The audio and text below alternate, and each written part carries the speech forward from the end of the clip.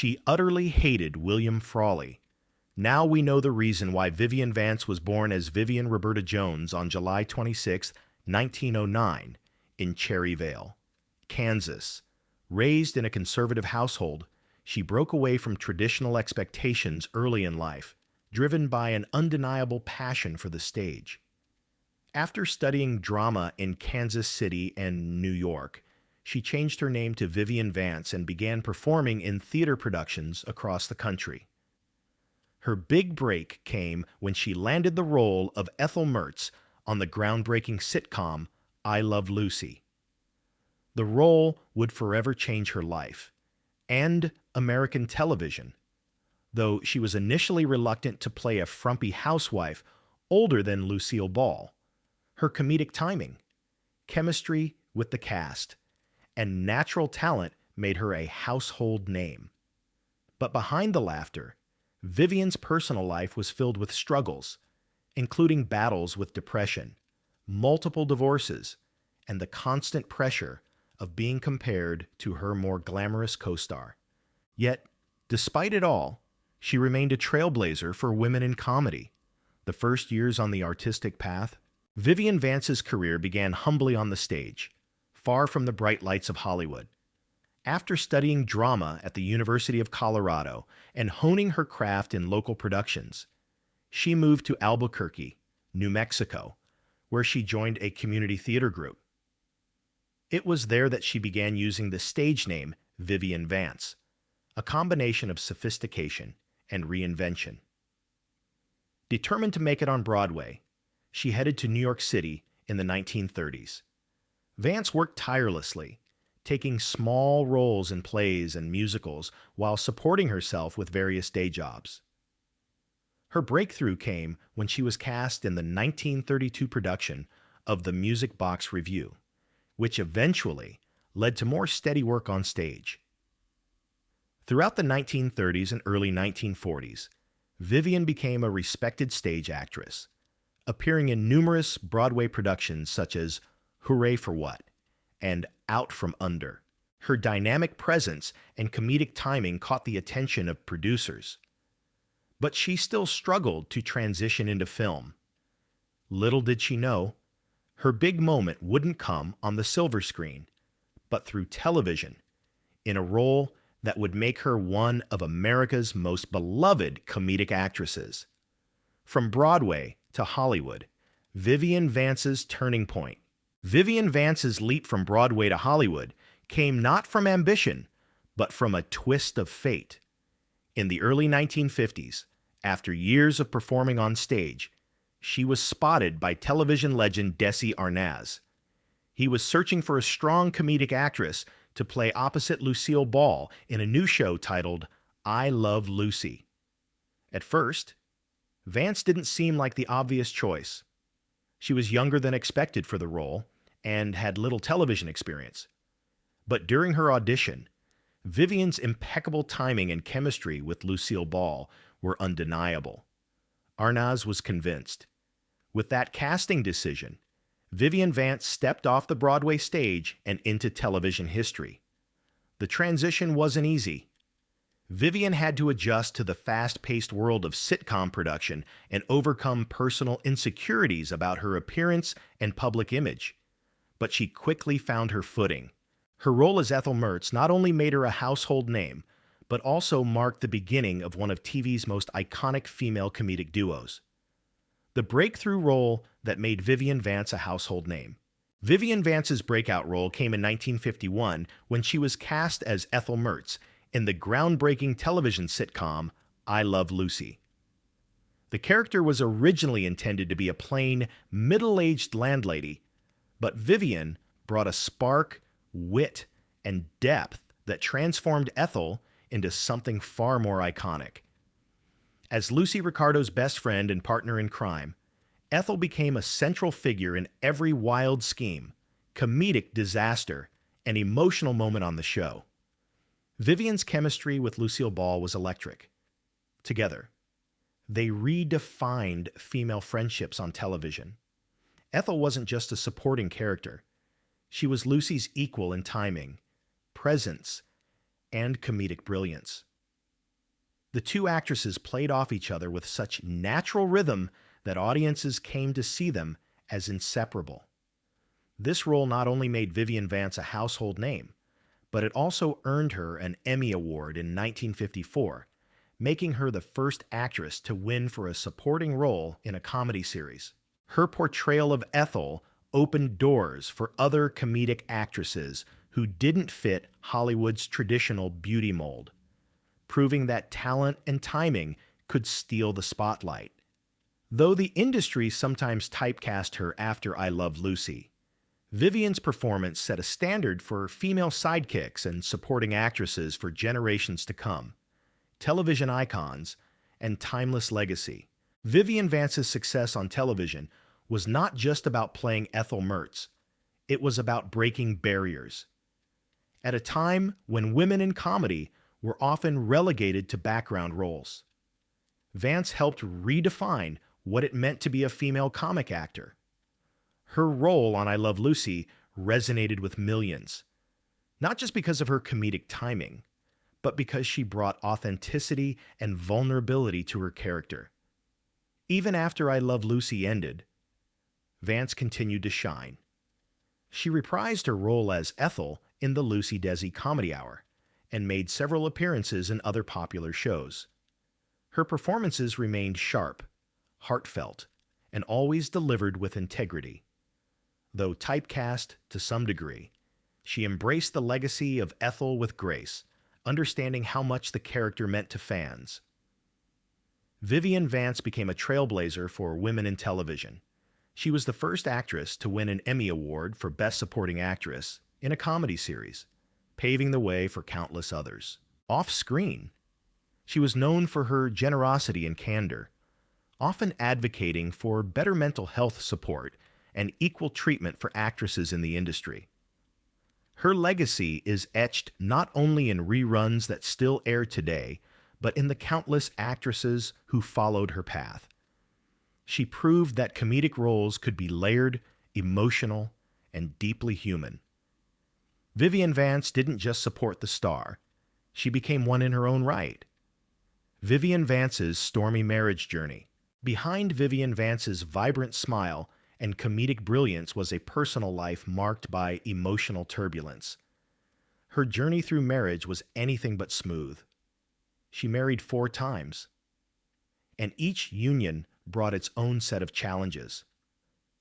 Her first marriage, to Joseph Danek, ended in divorce after just 2 years. It was a brief union that offered little stability during her early years on stage. Her second marriage to musician George Koch soon followed, but it, too, dissolved, reportedly due to clashing lifestyles and Vivien's rising fame. Her third husband, actor Philip Ober, was perhaps the most troubling. According to those close to Vance, Ober was controlling, emotionally abusive, and resented her growing success. Their toxic dynamic took a toll on Vivien's mental health, leaving scars that never fully healed. Though they stayed married for nearly 2 decades, the relationship was far from loving. It wasn't until her fourth marriage to literary agent John Dodds that she found something close to peace. Dodds was supportive and provided Vivien with a sense of safety that she had long been denied. While the couple eventually separated, they remained close until her death. Vance's romantic life mirrored the challenges many women faced in balancing ambition and personal happiness, especially during a time when society rarely supported strong, independent women. Her story serves as a poignant reminder that even those who make us laugh the most may carry the deepest pain. The cold feud behind the scenes of I Love Lucy. One of the most talked about tensions behind the scenes of I Love Lucy was the icy relationship between Vivien Vance and William Frawley, who played the bickering couple Ethel and Fred Mertz. While they had undeniable on-screen chemistry, off-screen they barely tolerated each other, and at times couldn't stand to be in the same room. The animosity reportedly began even before filming started. Vance, nearly 22 years younger than Frawley, allegedly made a remark that she found it unbelievable that someone his age would be cast as her husband. Frawley, known for his prickly personality and heavy drinking, took offense and never let it go. From that moment on, their relationship was marked by sarcastic comments, cold stares, and mutual disdain. Despite their dislike, the two were consummate professionals. They delivered their lines, hit their marks, and helped create one of television's most iconic comedic duos. But the tension simmered under the surface. Crew members often reported uncomfortable silence or open hostility between takes. Vance found Frawley's behavior difficult to deal with, especially his drinking and his tendency to deliver passive-aggressive barbs. Frawley, in turn, reportedly referred to Vance with unflattering nicknames and openly resented her for wanting to distance herself from their I Love Lucy roles. When CBS floated the idea of a Fred and Ethel spinoff after I Love Lucy ended, Vance refused. She didn't want to be tied to the role any longer, and Frawley never forgave her for turning down the opportunity. Their feud lasted until Frawley's death in 1966. When Vance was told of his passing, she reportedly said, "Champagne for everyone," a remark that captured just how deep their dislike had become. The roots of Vivien Vance's career rivalry, the root of Vivien Vance's hostility toward William Frawley, ran deeper than a simple personality clash. It stemmed from a mix of personal frustration, professional ambition, and the sexism embedded in 1950s Hollywood. Vance, a trained stage actress who took her craft seriously, often felt undermined by the industry's treatment of women, especially those who didn't fit the glamorous starlet mold. Being cast as the frumpy middle-aged Ethel Mertz, alongside the much older Frawley, was a bitter pill for her to swallow. At just 42 years old when I Love Lucy began, Vance was forced to dress and behave like someone much older, while Frawley, in his 60s, was never asked to make the same sacrifices.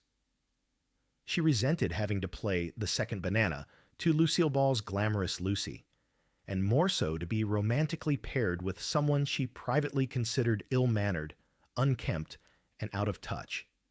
Frawley's off-screen behavior, his drinking, his crankiness, his crude remarks, only deepened her disdain.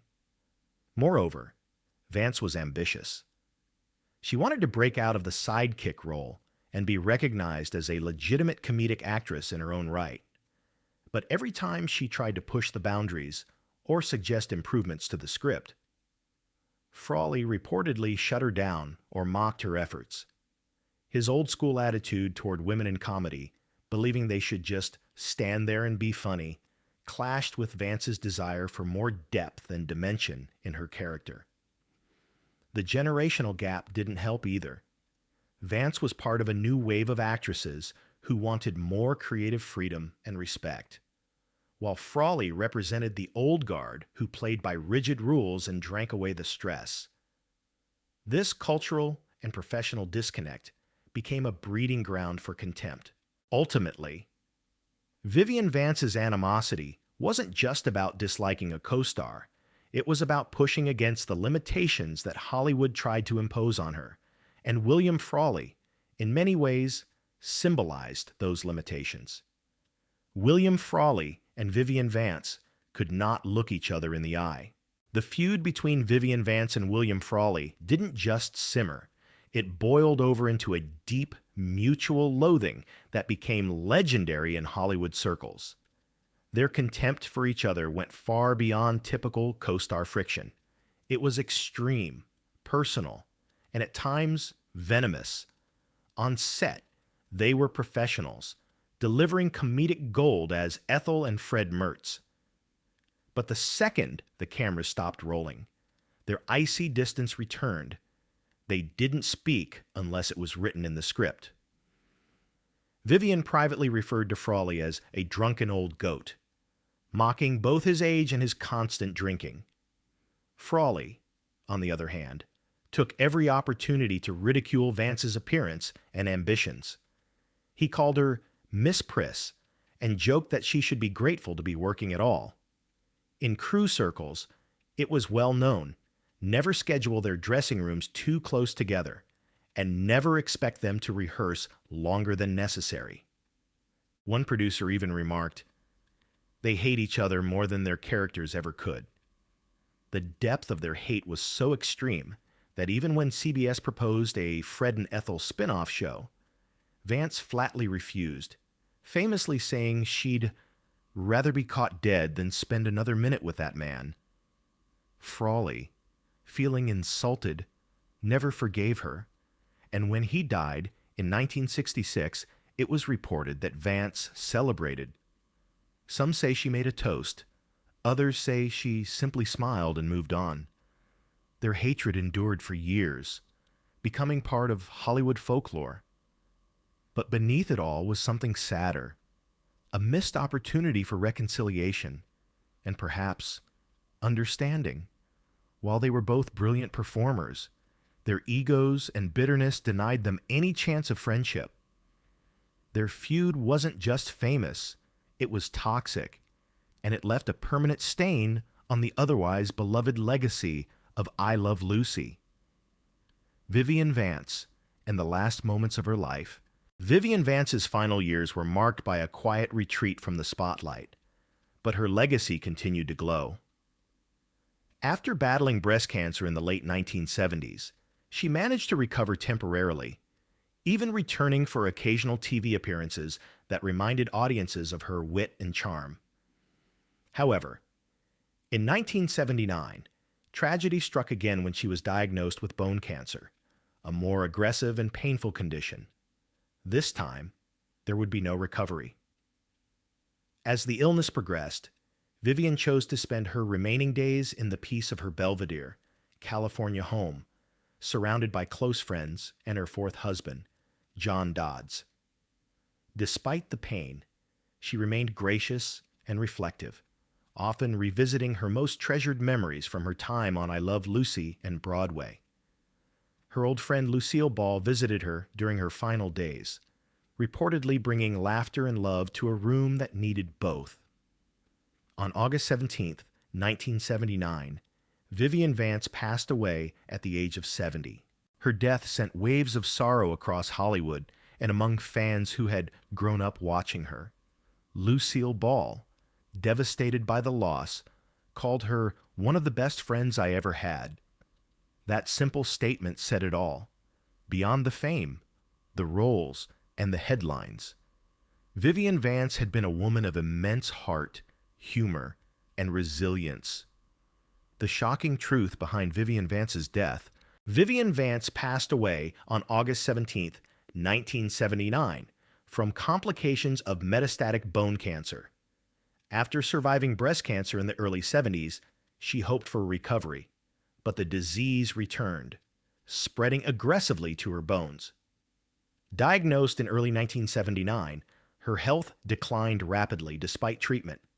Known for her grace, Vivien rarely discussed her illness, choosing to focus on joyful memories and her career. Supported by her husband, John Dodds, and close friends like Lucille Ball, she faced her final months with quiet dignity. Her death marked the end of a life filled with humor, strength, and heartfelt resilience. Eternal television art heritage. Vivien Vance's legacy goes far beyond her role as Ethel Mertz on I Love Lucy. She brought humor, depth, and emotional nuance to the character, transforming the idea of a comedic sidekick. Her partnership with Lucille Ball created one of TV's most iconic friendships, setting a precedent for dynamic female duos on screen. Vance also challenged Hollywood norms, proving that talent and presence mattered more than youth or glamour. In 1954, she became the first actress to win an Emmy for Best Supporting Actress in a Comedy, securing her place in history. Beyond acting, she quietly advocated for mental health and equality, supporting important causes long before they gained mainstream attention. Even decades after her death in 1979, her influence remains strong. Every time a rerun airs, her warmth and wit still shine through. Vivien Vance is remembered not just for what she did, but for the fearless and graceful way she did it. The last lesson from Vivien Vance: live, love, and overcome prejudice. The life of Vivien Vance teaches us that resilience, authenticity, and quiet courage can leave a lasting mark, often more powerful than fame itself. Despite working in the shadow of a larger-than-life star like Lucille Ball, Vance never let herself be diminished. She owned her craft, demanded respect, and brought humanity to every role she played. Her ability to push through personal struggles, failed marriages, mental health battles, and public expectations shows us that true strength often hides behind a smile. Vivien didn't need to be the center of attention to change the world around her. She did it with heart, humor, and unwavering dignity. Her journey reminds us that value isn't always measured in headlines. Sometimes, it's in the quiet impact we leave on others, in the authenticity we bring to our work, and in the courage it takes to keep showing up, even when no one's watching.